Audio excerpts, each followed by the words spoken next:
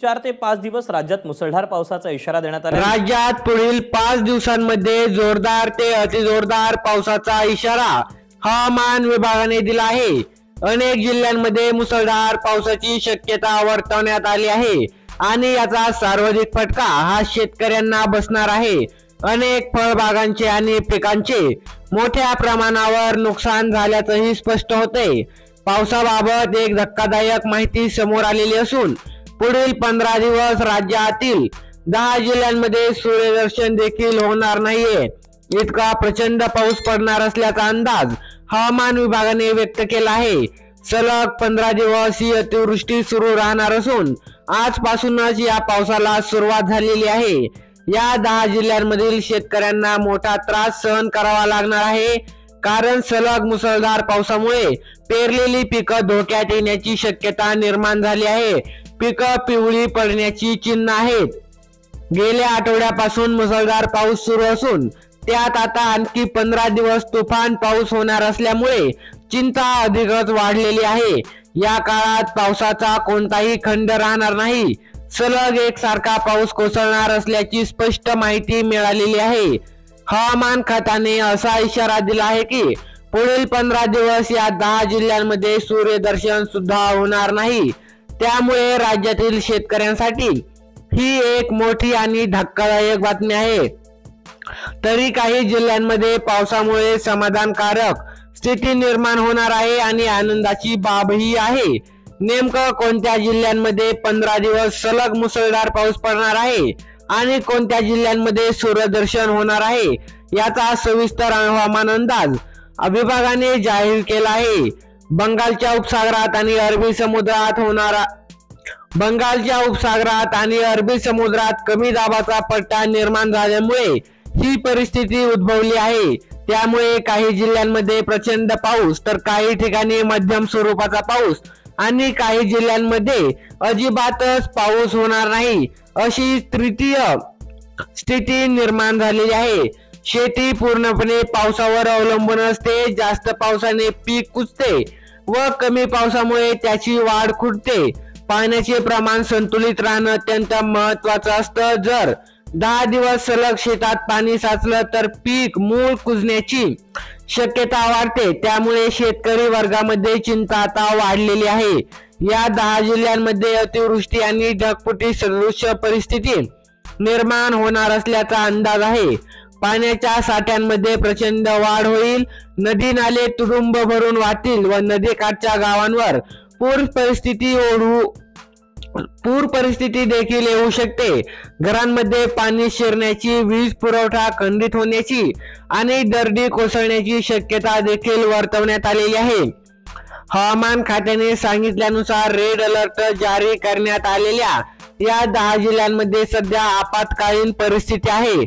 सरकारने ऍक्शन मोड मध्ये येत प्रशासनाकडून तयारी सुरू केलेली आहे। पावसामुळे ढगफुटीच्या शक्यतेमुळे काही ठिकाणी जीवन विस्कळीत होण्याची शक्यता आहे। नागरिकांनी स्वतःची काळजी घ्यावी आणि प्रशासनाच्या सूचनांचे पालन करावे असा सल्ला देण्यात आलेला आहे।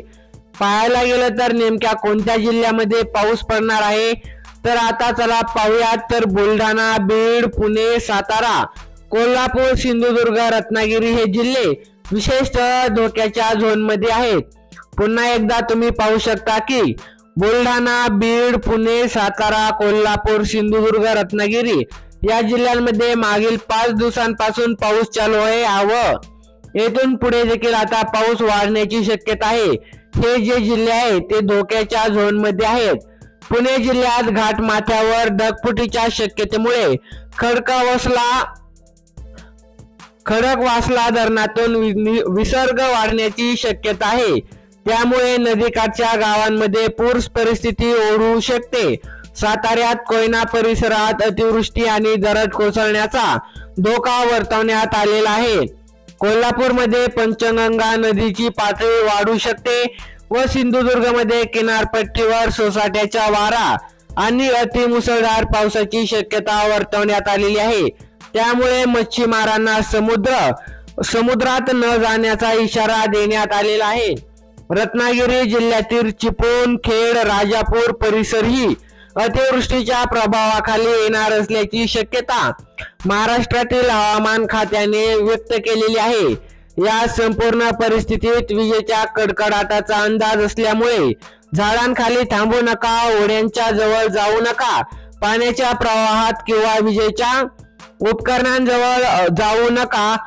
जर गरज असेल तर लाईटचे स्विच बंद ठेवावेत आणि घरात सुरक्षित राहावं असं देखील हवामान खात्यामार्फत सांगण्यात आलेलं आहे। शेती करणाऱ्या नागरिकांसाठी ही माहिती अत्यंत महत्त्वाची आहे। जर तुमच्या जिल्ह्याचं नाव या यादीत असेल तर पुढील 15 दिवस अतिशय सावध राहणं गरजेचं आहे। यामध्ये शेती पिकाचं मोठं नुकसान होण्याची शक्यता आहे। याशिवाय हवामान खात्याने ऑरेंज आणि येलो अलर्ट सुद्धा काही जिल्ह्यांसाठी जाहीर केले आहेत। 14 जिल्ह्यांना ऑरेंज अलर्ट आणि 12 जिल्ह्यांना येलो अलर्ट जारी करण्यात आलेला आहे।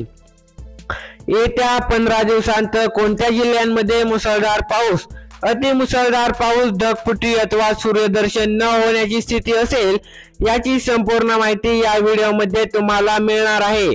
पावसाची ऊर्जा आणि प्रमाण इतकं वाढलेलं आहे की समुद्रात बाष्पाचा प्रचंड पुरवठा होत आहे। अरबी समुद्रात बाष्पयुक्त वारे महाराष्ट्राच्या किनारपट्टीवर एकत्र येत आहेत आणि त्यामुळे एक चक्राकार स्थिती निर्माण झालेली आहे। यामुळे काही जिल्ह्यांमध्ये वादळी वारे आणि अतिवृष्टीसह ढगफुटी सारख्या घटनांची शक्यता आहे। या अतिवृष्टीमुळे शेती, घरे, वाहतूक आणि जनजीवन सगळं विस्कळीत होऊ शकतं। त्यामुळे हवामान खात्याचा इशारा गांभीर्याने घ्या आणि तात्काळ योग्य खबरदारी घ्या। जर तुम्हाला अशाच प्रकारच्या हवामान संदर्भातील अपडेट, नमो शेतकरी असो किंवा PM किसानच्या अपडेट व सरकारी योजना व नवीन GR यांच्या अपडेट पाहिजे असेल तर बातम्या अपडेट्स या आपल्या YouTube चॅनलला आता सबस्क्राईब करा, जेणेकरून तुम्हाला येणारा नवीन कोणताही व्हिडिओ सर्वात अगोदर पाहायला मिळेल। धन्यवाद।